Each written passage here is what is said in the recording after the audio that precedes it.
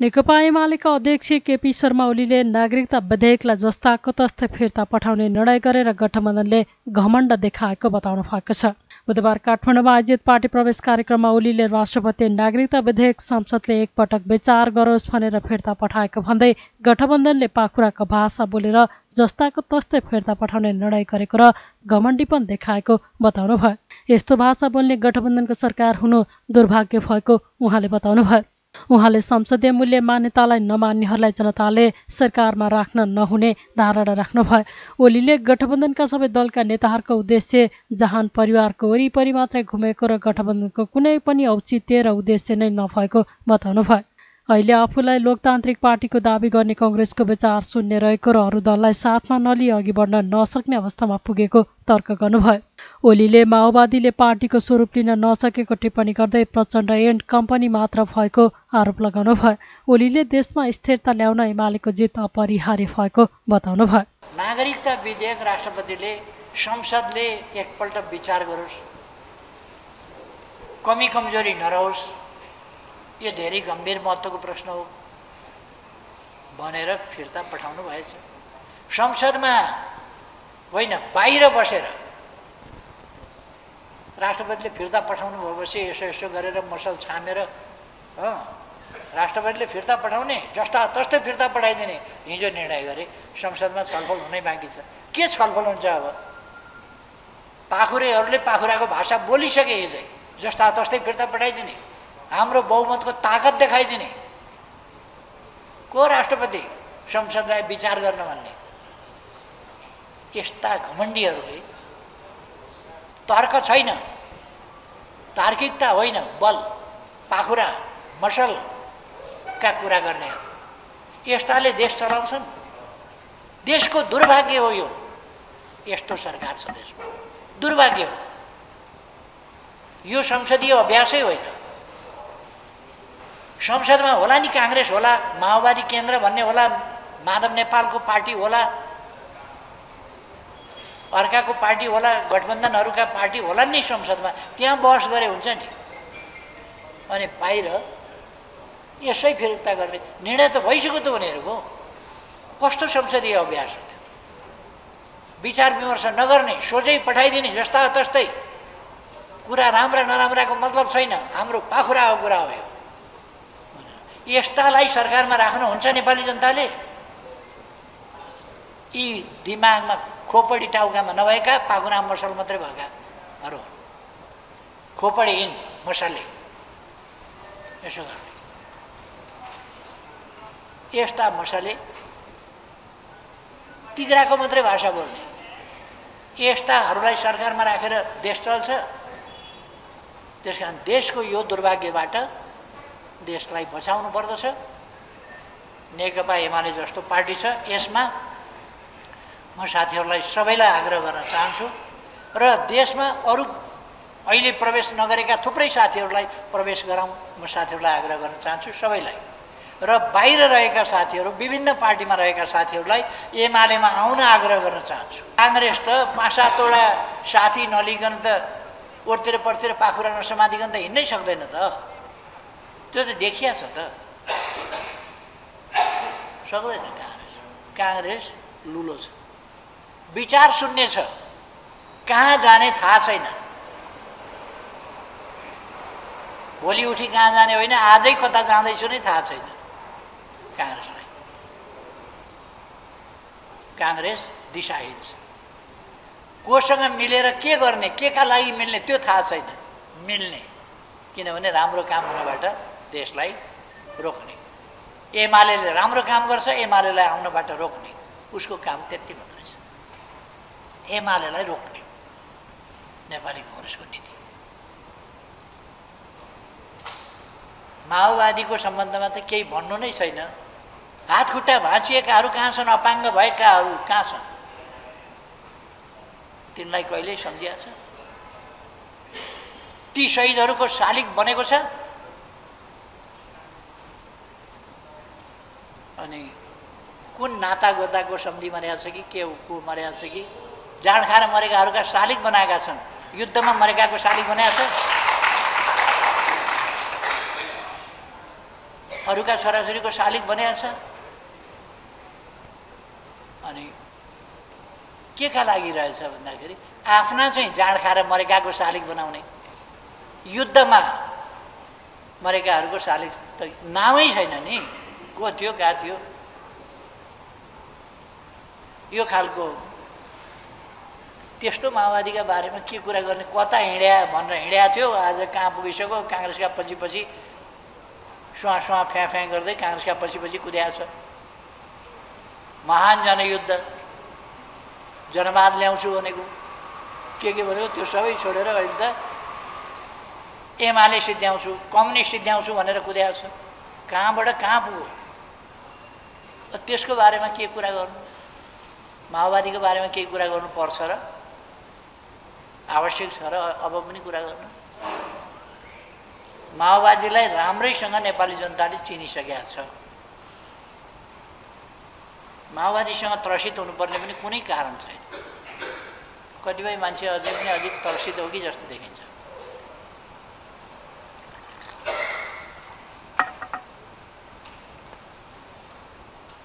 कांग्रेस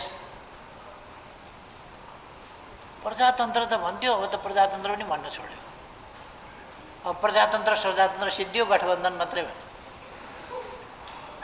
प्रजातन्त्र सिद्धियो। कांग्रेसले अब के गर्ने भन्दा गठबन्धन। अब के गर्ने, नीति के छ, गठबन्धन। कार्यक्रम के हो, गठबन्धन। पुग्ने कहाँ हो, गठबन्धन। गठबन्धन गरेर के गर्ने, गठबन्धन। अब नेताको उद्देश्य चाहिँ भनिरहनु परेन, सबैलाई थाहा छ मैले किन भन्ने। गठबन्धनका सबै पार्टीका सबै नेताहरूको जहान परिवार। जहान भने त बुझ्नुहुन्छ होला नि साथीहरूले, जहान परिवार नेपाली भाषा। जहान परिवार यी सबै नेताहरूको त्यति छ। नेकपा एमाले तिनीहरूभन्दा पृथक छ। नेकपा एमाले अघि मैले भनेका उद्देश्यहरूका निम्ति क्रियाशील छ। अघि भनेका उद्देश्यहरू समृद्ध नेपाल, सुखी नेपालीको गन्तव्यलाई प्राप्त गरी छोड्ने उद्देश्यमा एमाले कृतसङ्कल्पै छ। अब त कांग्रेस नभनौँ। अब माओवादी पार्टी भनेको प्रचण्डयान कम्पनी हो। त्यसले कुनै पार्टीकै रूप लिएको छैन, प्रचण्डयान कम्पनी हो। र कांग्रेस प्रचण्डयान कम्पनीको पछि पछि त्यही नीतिमा लुरुलुरु हिँडेको छ, त्यही व्यवहार आचरण। त्यसलाई हामीले तोड्नै पर्दछ। देशलाई शान्तितर्फ, न्यायतर्फ, कानुनको राजतर्फ फर्काउनै पर्दछ। हाम्रो कमिटमेन्ट हो। हामी गभर्मेन्टमा गएर हामीले यस्तो भेदभाव, पक्षपात, यस्तो लुटमार गर्दैनौँ। जागिर भनेको कर्मचारीको उनीहरूको योग्यताले खाएको कुरा हो। राज्यले उनीहरूलाई तनखा भत्ता दिएको हो, एउटा दल विशेष वा दलहरू विशेष गठबन्धनले दिएको होइन। कार्यक्रममा अध्यक्ष ओलीले जसपाका उपाध्यक्ष हेमराज राई लगायतका नेता तथा कार्यकर्तालाई एमाले प्रवेश गराउनु भएको थियो। ओलीले पार्टीमा आएका नेताहरूलाई अलपत्र नपार्ने र आवश्यक जिम्मेवारी दिने जानकारी दिनुभयो।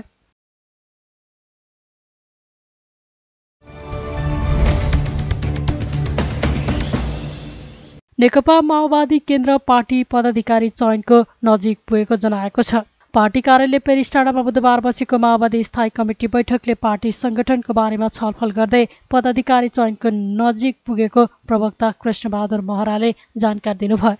उहाँले बिहिबार बस्ने स्थायी कमिटी बैठकले पदाधिकारी चयनको निर्णय गर्ने बताउनुभयो। बैठकमा केन्द्रीय कमिटी, पोलिट ब्युरो र स्थायी कमिटीलाई पूर्णता दिने विषयमा छलफल भएको र बिहिबार नै अन्तिम टुङ्गो लाग्ने प्रवक्ता महराले जानकारी दिनुभयो। नेकपा माओवादी केन्द्रको स्थायी कमिटीको मिटिङ बस्यो। हामी एउटा एजेन्डामा केन्द्रित भयौँ, सङ्गठन सम्बन्धी एजेन्डामा केन्द्रित भयौँ।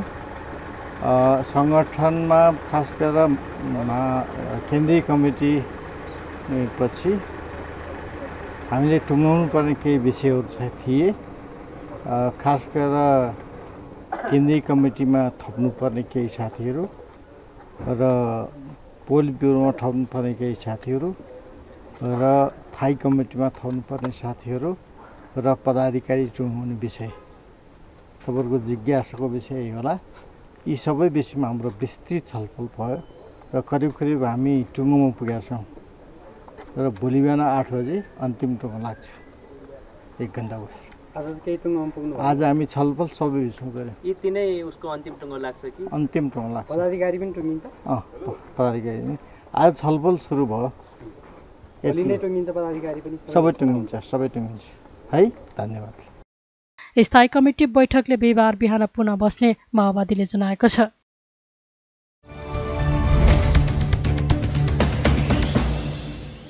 नेपालमा थप 852 जनामा कोरोना संक्रमण पुष्टि भएको छ। देशभर गरिएको 3876 PCR परीक्षणका क्रममा 531 जना र 2507 PCR परीक्षणका क्रममा 321 जनामा कोरोना संक्रमण पुष्टि भएको छ। कोरोनाका कारण बुधबार कसैको मृत्यु नभएको स्वास्थ्य मन्त्रालयले जनाएको छ। त्यस्तै थप 328 संक्रमित कोरोना मुक्त भएका छन्। हाल नेपालमा 5462 सक्रिय संक्रमित आइसोलेसनमा रहेको मन्त्रालयले जनाएको छ। भरतमोहन अधिकारी स्मृति प्रतिष्ठानद्वारा सञ्चालित नागरिक आधारभूत शिक्षा तथा डिजिटल लिटरेसी कार्यक्रम अन्तर्गत ज्येष्ठ नागरिकहरूलाई मोबाइल फोन वितरण गरिएको छ। ललितपुरको बुङमतीमा सञ्चालित नागरिक आधारभूत शिक्षा कार्यक्रममा सहभागी ज्येष्ठ नागरिकहरूलाई मोबाइल फोन हस्तान्तरण गरिएको हो। कार्यक्रममा नेकपा एकीकृत समाजवादीका सम्मानित नेता झलनाथ खनालले आजको युग भनेको डिजिटल युग भएकाले ज्येष्ठ नागरिकहरूलाई पनि सूचना प्रविधिको पहुँचमा पुर्याउनु सकारात्मक कुरा भएको बताउनुभयो। खनालले आधारभूत शिक्षा कार्यक्रम प्रदानमा भरतमोहन अधिकारी स्मृति प्रतिष्ठानले निकै सकारात्मक भूमिका खेलेको जिकिर गर्नुभयो। भरतमोहन अधिकारीले अघि सार्नुभएका कार्यक्रमहरू निकै लोकप्रिय रहेकाले सदैव स्मरणीय रहेको उहाँको भनाइ छ। आजको युग भनेको यो डिजिटल युग हो। यो डिजिटल युगमा कसरी हामीले मोबाइल सञ्चालन गर्ने, मोबाइलबाट सम्पर्क गर्ने, मोबाइलबाट हामीले कतिपय सूचनाहरू प्राप्त गर्ने, पत्र पत्रिकाहरू पनि मोबाइलबाटै अहिले पढ्न सकिन्छ, किताबहरू पनि मोबाइलबाटै पढ्न सकिन्छ, धेरै कुराहरू अहिले मोबाइलबाट गर्न सकिने अवस्था भएको छ। टेलिभिजन पनि हामीले राम्रो मोबाइल हो भने त्यसैबाट हेर्न सक्छौँ। त्यसो हुनाले मोबाइल चलाउन जान्नु भनेको अहिलेको युगमा चाहिँ बाँच्न जान्नु पनि हो, मनोरञ्जन गर्न जान्नु पनि हो। त्यसो हुनाले यस्तो प्रकारको एउटा कक्षा सञ्चालन गर्ने काममा भरतमोहन प्रतिष्ठानले जुन भूमिका खेलेर आएको छ यो अत्यन्तै महत्त्वपूर्ण भूमिका हो र यसको लागि म सबभन्दा पहिले त प्रतिष्ठानका अध्यक्ष र छोरी बिमा लगायतलाई यो जुन खालको कार्यक्रम यसरी आयोजना गरिरहनु भएको छ उहाँहरूलाई म हार्दिक धन्यवाद र बधाई ज्ञापन गर्न चाहन्छु। र यसले हामीलाई भरतमोहन कमरेडको स्मृतिलाई ताजा राख्न पनि सहयोग पुर्याउँछ र तपाईँ हामीलाई शिक्षित पनि गर्छ। प्रतिष्ठानका सदस्य लिमा अधिकारीले मोबाइल वितरण भएसँगै 3 महिना ज्येष्ठ नागरिकहरूलाई मोबाइल चलाउन सिकाउने बताउनुभयो। ज्येष्ठ नागरिकहरूलाई आधारभूत शिक्षाका साथै मोबाइल चलाउन पनि सक्षम बनाइने उहाँको भनाइ छ। उहाँले प्रतिष्ठान राजनीतिक भन्दा पनि सामाजिक कार्यमा सक्रिय हुँदै आएको बताउनुभयो। नेपाली जनताका सर्वाधिक लोकप्रिय अर्थमन्त्री भरतमोहन अधिकारी को सम्झनामा स्थापित भरतमोहन अधिकारी स्मृति फाउन्डेसनले उहाँ दिवंगत भएकै सालदेखि चाहिँ हामीले यो फाउन्डेसन दर्ता गरेका थियौँ र त्यसपछि चाहिँ हामीले विभिन्न किसिमका यो फाउन्डेसनलाई चाहिँ राजनीतिक भन्दा पनि सामाजिक कार्यको लागि हामीले विशेष प्लेटफर्मको हिसाबले हामीले चलाइरहेको छौँ यो फाउन्डेसन मार्फतबाट। र विशेष गरी चाहिँ उहाँले चाहिँ विशेष ज्येष्ठ नागरिकहरूको लागि पछिल्लो कालमा चाहिँ धेरै किसिमको कामहरू गर्नुभएको थियो। ज्येष्ठ नागरिकहरूको जीवनलाई कसरी राम्रो बनाउने, कसरी उकास्ने भनेर त्यस किसिमको कार्यमा उहाँले अन्तिम अवस्थासम्म पनि उहाँ लागिरहनु भएको थियो, उहाँ लडिरहनु भएको थियो र उहाँकै प्रेरणामा चाहिँ हामीले चाहिँ फाउन्डेसनबाट चाहिँ ज्येष्ठ नागरिकहरूलाई नै केन्द्रबिन्दु बनाएर ज्येष्ठ नागरिककै सेवाको लागि के गर्ने त भन्दाखेरि अब अहिले प्रविधिको विकाससँगै सबै कुरा डिजिटलाइजेसन भएको छ हैन। अब ज्येष्ठ नागरिकहरू कतिजनालाई त घरमा पनि आमा त्यो छोराछोरी बुहारी छोरी ज्वाइँहरूले समय दिन सकिरहेका हुँदैनन्। उहाँहरूले मोबाइलहरू सिकाउने अरू पनि उपकरणहरू सिकाउने टाइमहरू हुँदैन।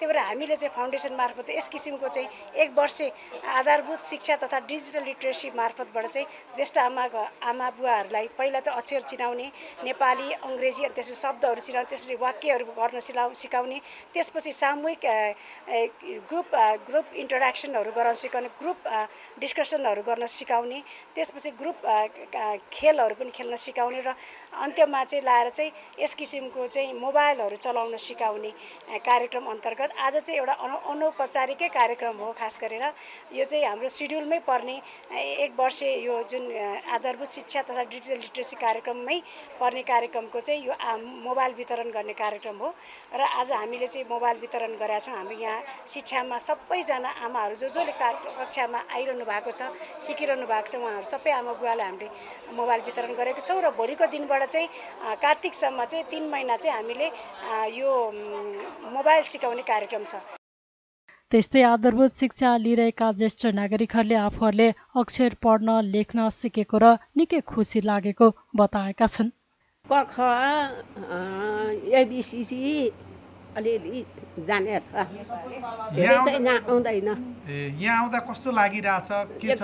यहाँ आउँदा मलाई एकदम रमाइलो लागेको छ, एकदम रमाइलो खुसी भएको छु म त। यहाँ पढाउने भनेर भन्दाखेरि म त यो मन एकदम खुसी भएर आयो।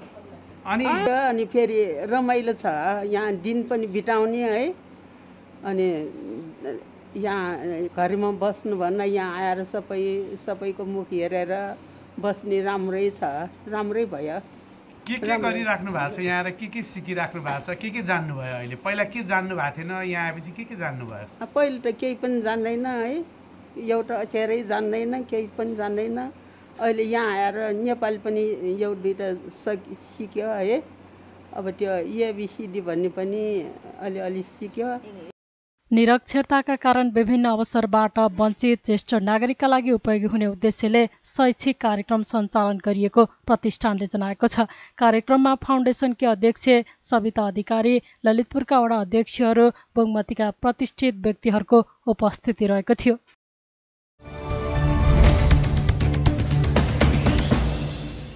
नेकपा एकीकृत समाजवादीले आगामी निर्वाचनमा सम्मानजनक ढङ्गले सिटको बाँडफाँडका लागि गठबन्धनको ध्यान आकर्षण गराउने निर्णय गरेको छ। बुधबार पार्टी कार्यालय 3 कुनेमा बसेको समाजवादीको सचिवालय बैठकले गठबन्धनको बेसमा सिटको बाँडफाँडका बारेमा छलफल चलिरहेको भन्दै सम्मानजनक सिटको बाँडफाँडका लागि ध्यान आकर्षण गराउने निर्णय गरेको हो। त्यस्तै बैठकले माओवादी केन्द्र र समाजवादी बेच समिति बनाएर एकता गर्नका लागि गृह कार्य गर्ने निर्णय गरेको छ भने आगामी निर्वाचनका लागि उम्मेदवार छनौटको मापदण्ड र टिकट वितरणको निर्णय प्रक्रिया टुङ्गो लगाएको समाजवादीका नेता गङ्गालाल तुलाधरले जानकारी दिनुभयो। पहिलो निर्णय भनेको आगामी मङ्सिरको 4 गते हुने प्रतिनिधि सभा र प्रदेश सभाको निर्वाचनका निम्ति उम्मेदवारहरू हाम्रो पार्टीबाट तय गर्दाखेरि ती उम्मेदवारहरू छनौटको लागि उम्मेदवारका मापदण्ड के हुनुपर्दछ र निर्णय प्रक्रिया चाहिँ के हुने, जस्तो निर्वाचन क्षेत्रीय कमिटी र जिल्ला कमिटी, प्रदेश कमिटीहरूले कस्तो चाहिँ निर्णय गर्ने भन्ने खालको कुरा चाहिँ स्पष्ट हुने गरिकन हामीले त्यो काम गऱ्यौँ। दोस्रो कुरा भनेको केन्द्रीय कमिटीका केही सदस्यहरूको कार्यविभाजनमा चाहिँ केही हेरफेर गर्नुपर्ने थियो र त्यो हेरफेर गरेका छौँ। तेस्रो कुरा भनेको चाहिँ अहिले हामी 5 दलीय गठबन्धनभित्र यो गठबन्धनलाई चुनावमा कसरी शानदार विजय गराउने भन्ने बारेमा हामी घनीभूत छलफल गरिरहेका छौँ। त्यसको निम्ति दलहरूको बिचमा सौहार्दताका निम्ति सम्मानपूर्ण ढङ्गले एकअर्काको मर्यादा राख्दै सिटको बाँडफाँड गर्नुपर्ने एउटा महत्त्वपूर्ण हाम्रो लागि चाहिँ कार्यभार छ। त्यो कार्यभार पुरा गर्ने खालको कुरामा वामहरूको बिचमा पनि एकता सहकार्यका कुराहरू अर्को महत्त्वपूर्ण कुरा हो। त्यस कारणले गर्दाखेरि चाहिँ नेकपा माओवादी केन्द्र र हाम्रो पार्टी नेकपा एकीकृत समाजवादीको बिचमा एकता वार्ता संयोजन समिति बनाएर जान अहिले उपयुक्त हुन्छ। यसको अर्थ चाहिँ चुनावभन्दा अगाडि या चुनावभन्दा पछाडि पनि एकताका प्रक्रियाहरू हुन सक्छन् र त्यसका निम्ति धेरै गृह कार्यहरू गर्नुपर्दछ। अब गृह कार्यको थालनी गर्नका निम्ति पनि यो एकता चाहिँ यो संयोजन समितिले नै कामहरू थाल्नुपर्दछ र त्यसरी नै अगाडि बढ्नेछ भन्ने हिसाबले चाहिँ हामीले निर्णय गरेका छौँ। बैठकले केही केन्द्रीय सदस्यहरूको कार्यविभाजन गरेको उहाँले बताउनुभयो। त्यस्तै सचिवालय बैठकले आगामी भाद्र 9 गते पार्टीको पुनर्गठन दिवस मनाउने निर्णय गरेको छ।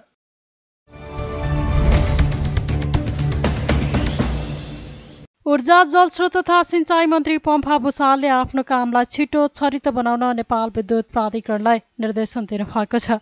प्राधिकरणको 37औं वार्षिक उत्सवका अवसरमा बुधबार काठमाडौँमा आयोजित कार्यक्रममा उहाँले एक ठाउँमा 6 महिनासम्म पनि 3 फेज मिटर नदिएको जानकारी आफूलाई रहेको भन्दै कामलाई छिटो छरितो बनाउन प्राधिकरणलाई निर्देशन दिनुभएको हो।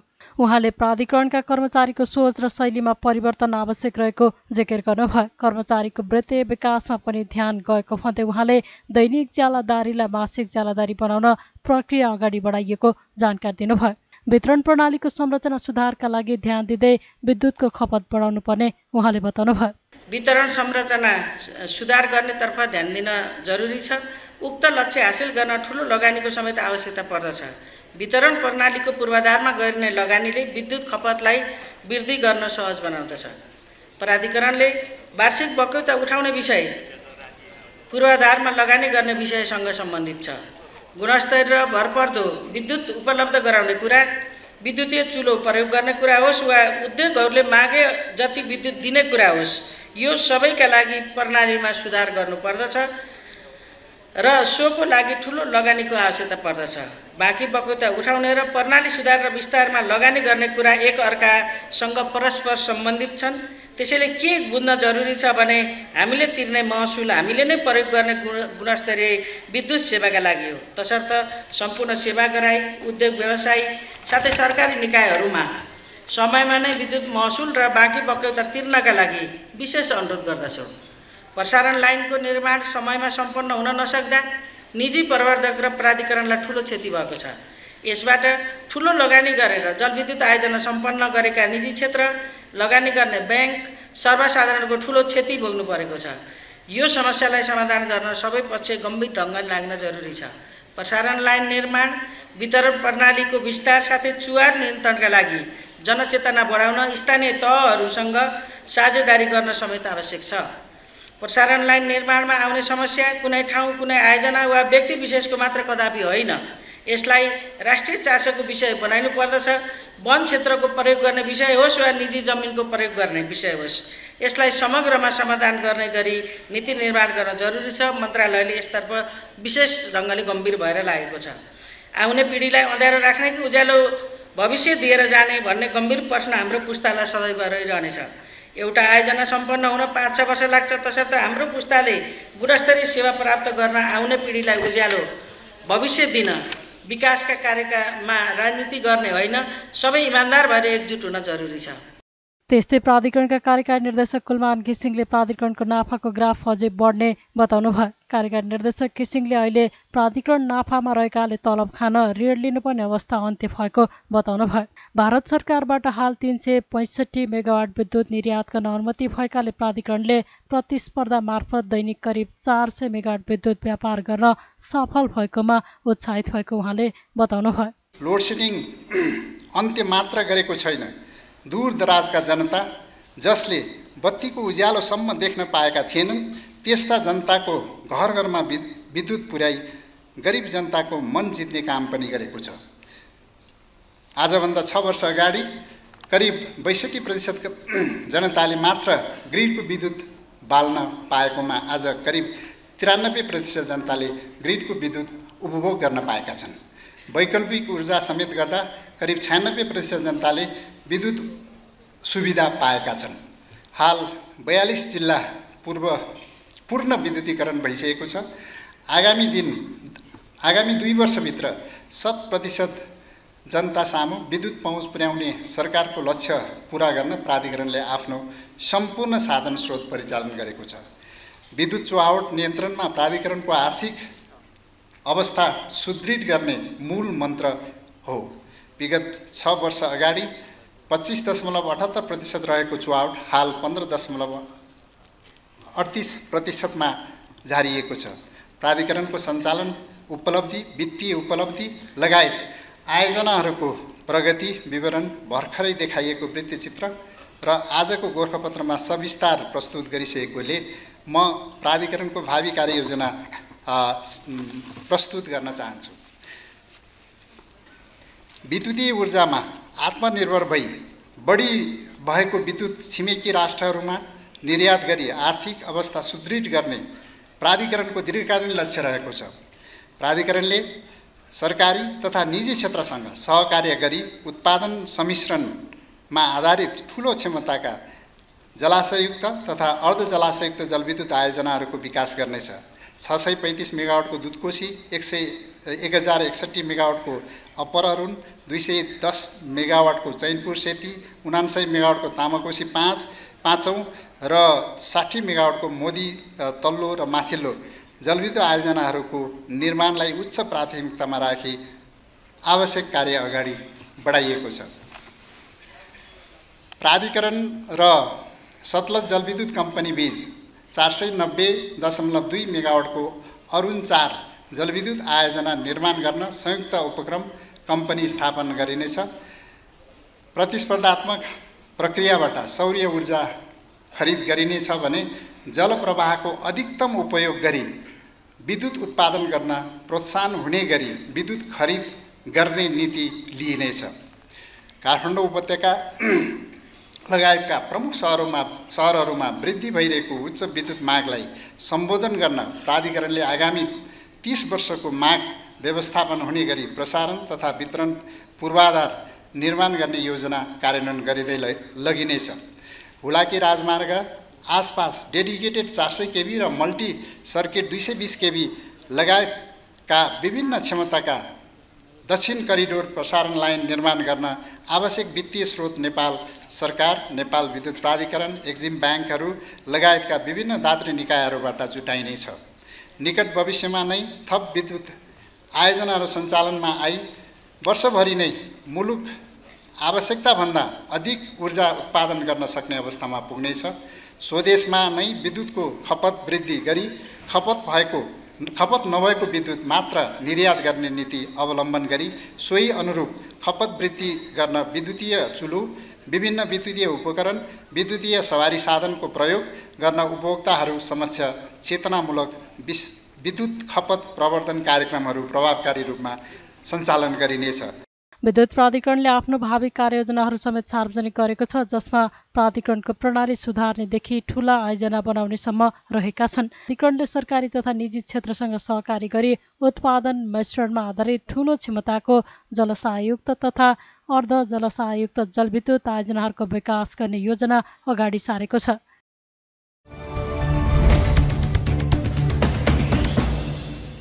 निलम्बित प्रधान न्यायाधीश चोलेन्द्र शमशेर जबरा विरुद्धको महाभियोग प्रस्तावमाथि छानबिन गर्न गठन भएको महाभियोग सिफारिस समितिले आफ्नो काम सुरु गरेको छ।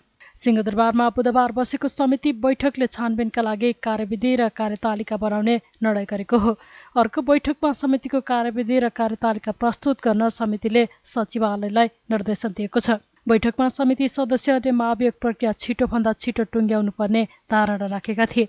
एमालेका सांसद कृष्ण भक्त पोखरेलले 1 महिनाभित्रमा नै टुङ्गोमा पुग्ने गरी काम गर्नुपर्ने बताउनुभयो। उहाँले महाभियोगका विषयमा एमाले तटस्थ रहेको दावी गर्नुभयो। यो जब दर्ता भइसकेपछि उसको 1 गते दर्ता भएपछि 6-7 दिनभित्रमा आएर माघ, फागुन, चैतभित्र यो सबै हामीले साङ्गोपाङ्गो गर्नुपर्ने हो। तर आज हामी भदौको 1 गते हामीलाई थाहा छ हाम्रो आयु कति हो भन्ने कुरा, कि असोजको 1 गते हो भन्ने कुरा छ अथवा असोजको 2021 भन्दा हाम्रो आयु छैन भन्ने हामी सबैलाई थाहा छ। यो परिस्थितिमा यहाँले जे प्रस्तावहरू ल्याउनु भएको छ वास्तवमा हामी गम्भीर बनाउँ र यो महाभियोगमा हामी पूर्व दृष्टिकोण, यहाँहरू त अब पक्ष मान्छे हुनुहुन्छ, कतिपय यहाँ हस्ताक्षर गरेकै मान्य सचिव हामी 3 जना बाहेक सबै हस्ताक्षरकर्ता मान्य यो महाभियोग हुनु, हामी त यसमा ओपन माइन्डसेटका साथ हामीसँग कुनै छैन कि कि यो महाभियोगका हरेक दफाहरू जो तपाईँहरूले लगाउनु भएको छ त्यो प्रत्येकमा ओपन माइन्डका साथ हामीलाई चोलेन्द्र शमशेरले अब यो महाभियोग ठर्नै पर्छ भन्ने दृष्टिकोण पनि हाम्रो छैन। हाम्रो चाहिँ यो ठर्न हुँदैन भन्ने पनि छैन कि हामीले यी सबै प्रमाणहरूको सङ्कलन गरेर हामी चाहिँ यदि दोषी भए दोषी, निर्दोष भए निर्दोष भन्ने हिसाबबाट जाने। अब यहाँ त कस्तो पर्यो भने दुईवटा जज बन्न आइरहेको छ, एकजना चाहिँ सबै अभियोजन पक्षधारै हुनुहुन्छ, अर्को चाहिँ हामी चाहिँ एउटा अहिलेको परिस्थितिमा हामी न्युट्रल छौँ। वास्तवमा जज त न्युट्रल हुनुपर्ने होला, तर हाम्रो प्रणालीले यही कुरो स्वीकार गरेको छ। दलहरूले हालिसकेपछि अब अर्को मान्छे को खोजेर ल्याउने कि अब नहालेको दललाई मात्रै ल्याउँदाखेरि पनि व्यवहारिक नहोला, व्यवहारिक पक्ष हेर्दा त हो, तर न्यायिक हिसाबले हेर्दा त एकछिन हामी सोचौँ न, एकछिन सोचौँ त, हाम्रो खुल्ला दिमागले सोचौँ, हामी जो उजुरीकर्ताहरू नै जज बनेर। त्यस्तै कांग्रेसका सांसद मेनबहादुर विश्वकर्माले महाभियोग प्रस्ताव र अरू दस्तावेजमाथि अध्ययन गरेर छलफललाई तीव्रता दिनुपर्ने धारणा राख्नुभयो। उहाँले 1 महिनापछि चुनाव केन्द्रित हुनुपर्ने भएकाले छोटोमा काम सक्ने गरी कार्यविधि बनाउनु पर्ने सुझाव दिनुभयो। कार्यतालिका बनाउँदा कार्यक्षेत्र पनि निर्धारण गरौँ।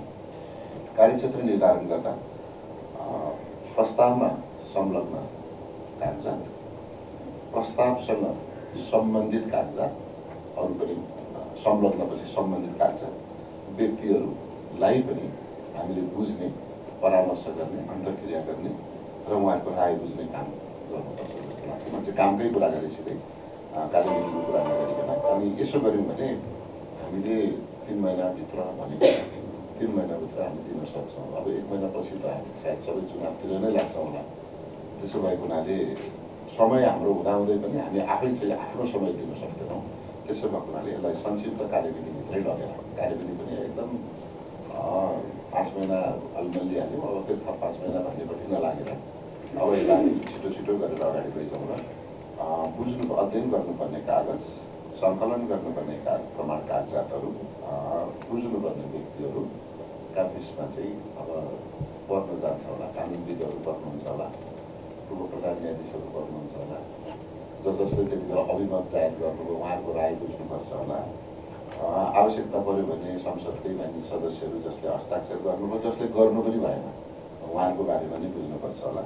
अघि मान्य कृष्णभक्त पोखरेलजीले राख्नुभयो जस्तै अब यो संसदीय प्रणालीका केही राम्रा पक्ष र केही अप्ठ्यारा पक्षहरू पनि रहछन्। अघि नै भनिहाल्यो, अब जसले प्रस्तावमा हस्ताक्षर गरेका छ सिफारिस समितिमा नै उहाँहरू नै बस्ने भनेको त अभिमत बुझिरहनु पनि परेन, छँदैछन्, ती लेखेकै छँदैछ भने जस्तो पनि हुनेको। तटस्थ मात्रै खोजौँ न भन्यो भने फेरि कहिलेकाहीँ तटस्थ नपाइने रहेछ। तटस्थ मात्रै खोज्दाखेरि चाहिँ संसदभन्दा बाहिरबाट ल्याउनु पर्ने हुन्छ। त्यो पनि फेरि आफूसँग संवैधानिक प्रावधान छैन। त्यो नभएको हुनाले केही बारेमा भविष्यमा परिमार्जन गरौँ न, तर अहिले चाहिँ विद्यमान प्राप्त उपलब्ध कानुनी प्रावधानहरू टेकेर हाम्रो काम गराएर अगाडि। त्यस्तै माओवादीकी सांसद यशोदा गुरुङ सुवेदीले समितिमा कुनै विवाद नगरी समयमा नै निष्पक्ष छानबिन गर्नुपर्ने बताउनुभयो। पहिल्यै समिति बनेको भएपछि समितिमा भएका मान्य सदस्यहरूले हस्ताक्षर नगर्ने भन्ने नै बन्थ्यो होला। समिति पहिला हस्ताक्षर गरियो, पछि समिति बन्यो। त्यसले गर्दाखेरि चाहिँ अहिले चाहिँ अब क्वेसन उठ्ने स्थिति बनेको छ। तर मेरो अनुरोध के छ भन्दाखेरि चाहिँ स्थितिलाई तँलाई हेर मलाई हेर बेला हेर भनेर चाहिँ भन्छन् नेपाली उखानमा होइन।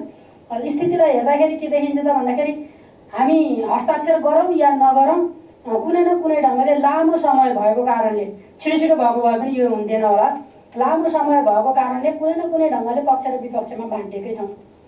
यहाँ के अरे मोही माग्ने ढुङ्ग्रो लुकाउने गरेर हुँदैन। कुनै न कुनै ढङ्गले चाहिँ हामी पक्ष र विपक्षमा बाँडिएकै छौँ। त्यो कहाँ देखिएको छ त भन्दाखेरि चाहिँ पहिलो यो समिति के अरे महाभियोग छलफल चाहिँ उसमा हुने बेलामा, सदनमा छलफल हुने बेलामा त्यो छलफलमा सहभागी भएर पनि हामी पक्ष विपक्षमा बाँडियौँ। दोस्रो चाहिँ विभिन्न मिडियाहरूमा आफ्ना अभिव्यक्ति दिने क्रममा पनि हाम्रा अभिव्यक्तिहरू आएकै छन्। हामीलाई लागेका कुरा हामी बोलेकै छौँ, त्यसले गर्दाखेरि त्यसले पनि पक्ष र विपक्ष देखाउँछ। त्यसैले मेरो अनुरोध चाहिँ के हो भन्दाखेरि यतिखेर अब हिजो हामी जे गऱ्यौँ बैठक नबसियो, समितिको औपचारिक बैठक बसेर कार्यथालनी नगरेको अवस्थामा चाहिँ हामीले जे गऱ्यौँ। तर आज यो बैठक बसिसकेपछि हामी निष्पक्ष भएर छानबिन गर्छौँ भन्ने सङ्कल्प गरेर बैठकको सुरुवात गरौँ। निष्पक्ष भएर छानबिन गर्छौँ, सत्य र तथ्यका आधारमा छलबिन गर्छौँ। प्रतिनिधि सभामा महाभियोग दर्ता भएको 6 महिनापछि समितिले काम सुरु गरेको हो। साउन 22 गते बसेको प्रतिनिधि सभा बैठकले जबरा विरुद्धको महाभियोगलाई सिफारिस समितिमा पठाएको थियो। सञ्चार तथा सूचना प्रविधि मन्त्री ज्ञानेन्द्र बहादुर कार्कीले समृद्धमूलक निर्माणका निम्ति आगामी मङ्सिर 4 गते हुने सङ्घीय र प्रदेशसभा सदस्यको निर्वाचनमा गठबन्धन कायम रहने बताउनु भएको छ। कृष्णप्रसाद भट्टराई फाउन्डेसनले बुधबार काठमाडौँमा आयोजना गरेको नवनिर्वाचित स्थानीय तहका जनप्रतिनिधिलाई बधाई शुभकामना तथा अन्तर्क्रिया कार्यक्रममा कार्कीले आर्थिक, सामाजिक र सांस्कृतिक विकाससँगै समृद्धमूलक निर्माणमा गठबन्धन कायम रहने बताउनु भएको हो। उहाँले जलस्रोत, पर्यटन, कृषि क्षेत्रलाई उपयोग गरेर मुलुकलाई आगामी 10 वर्षभित्रमा समृद्ध मुलुकका रूपमा विकास गर्ने योजना गरेको धारणा राख्नुभयो। विकास, सेवा प्रवाह र जनगुनासो सम्बोधन गर्दै परिणाम आउने गरी जनताको पक्षमा काम गर्न उहाँले जनप्रतिनिधिलाई निर्देशन दिनुभयो। स्रोत व्यवस्थापन कसरी गर्ने त्यसको बारेमा तपाईहरुले गहिरिएर सोच्नुपर्ने जरुरी छ। हामीसँग सीमित स्रोत छ। उपयुक्त तरिकाले व्यवस्थापन हामीले गर्न सकेनौं भनेदेखि हामीलाई समस्या आउन सक्दछ। त्यसैले स्रोत व्यवस्थापन गर्दाखेरि मितव्ययतालाई पनि केन्द्रमा राखेर स्रोत व्यवस्थापन गर्ने कुरामा तपाईहरुको ध्यान केन्द्रित हुन जरुरी छ। संविधानको अनुसूची 8 लाई तपाईहरुले एक पटक होइन 4 पटक 5 पटक पढ्नुस् र त्यसलाई अनुसरण गर्नुभयो भनेदेखि तपाईहरुको काम, कर्तव्य, अधिकार संविधानको अनुसूची 8 ले स्पष्ट रूपले तपाईहरुलाई मार्गनिर्देश गर्छ। त्यतातर्फ तपाईहरुको ध्यान जाओस्।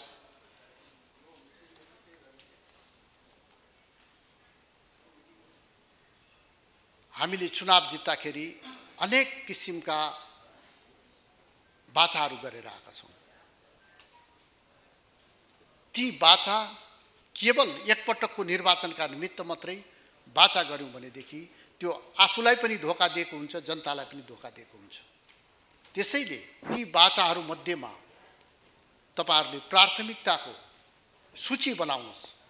ती मध्येमा कुन चाहिँ बाचाहरू, कुन चाहिँ योजनाहरूलाई तपाईहरुले प्राथमिकता दिनुपर्दछ, ती बाचाहरूको तपाईहरुले चाहिँ प्राथमिकता गरेर सबैलाई उपयोगी हुने राम्रो योजना तर्जुमा गर्नका निमित्त पनि म आग्रह गर्छु। म कृष्णप्रसाद भट्टराईको एउटा कुरा स्मरण गर्न चाहन्छु। 48 सालमा सायद अहिले भन्दा पनि बढी स्थानीय निर्वाचनमा नेपाली कांग्रेसले विजय हासिल गरेको थियो र राष्ट्रिय सभागृहमा यस्तै प्रशिक्षण कार्यक्रम भएको थियो। उहाँले भन्नुभएको थियो प्रशिक्षण तपाईहरु लिनुहोस् तर एउटा काम तपाईहरु नगर्नुहोस्। त्यतिबेला खानेपानीको धेरै ठूलो समस्या छ। म अध्यक्ष भए, त्यतिबेला गाउँपालिकाको अध्यक्ष बन्थ्यो। म अध्यक्ष भए मेरो घरको आँगनबाट धारो प्रारम्भ गर्छु भन्नुभयो भनेदेखि जनता तपाईको साथमा हुनु भनेको थियो।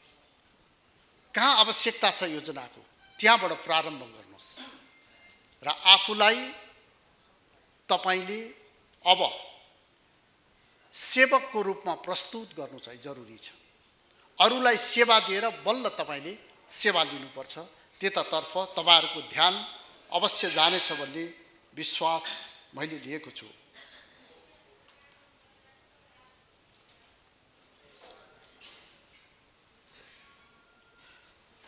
तपाईले संघीय सरकारबाट पनि योजनाहरू लिन सक्नुहुन्छ। त्यसका निमित्त उपयुक्त योजना तपाईले छनौट गरेर संघीय सरकारमा जाने प्रक्रियाहरू छन्। त्यो प्रक्रियालाई अवलम्बन गर्नुहुनेछ भन्ने मैले विश्वास लिएको छु।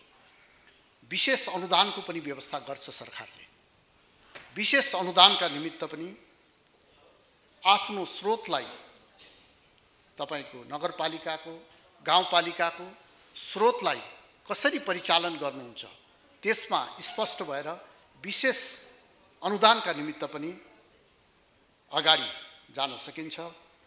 आफ्नो अधिकार क्षेत्रभित्रको राजस्व सङ्कलनमा तपाईहरूले विशेष ध्यान दिनु चाहिँ जरुरी छ। यो स्थानीय सरकार हो। केन्द्रको सरकारले जे काम गर्छ केही कुरा छोडेर तपाईहरूले पनि सबै काम गर्न सक्नुहुन्छ। तर राजस्व उठाउँदाखेरि जनतालाई मार्का पर्छ कि पर्दैन? राजस्व प्रदेशले पनि उठाउने, केन्द्रले पनि उठाउने र स्थानीय सरकारले पनि उठाउने र त्यो राजस्व तिरे बापत जनताले सेवा सुविधा पाएनन् भनेदेखि जनता हामीसँग निराश हुन्छन्। त्यसैले राजस्व उठाउने कुरामा पनि तपाईहरूले विशेष ध्यान दिनु जरुरी छ। मन्त्री कार्कीले सीमित स्रोत साधन बेच योजना बनाएर प्राथमिकताका आधारमा गर्नुपर्ने काममा ध्यान केन्द्रित गर्नुपर्ने बताउनुभयो।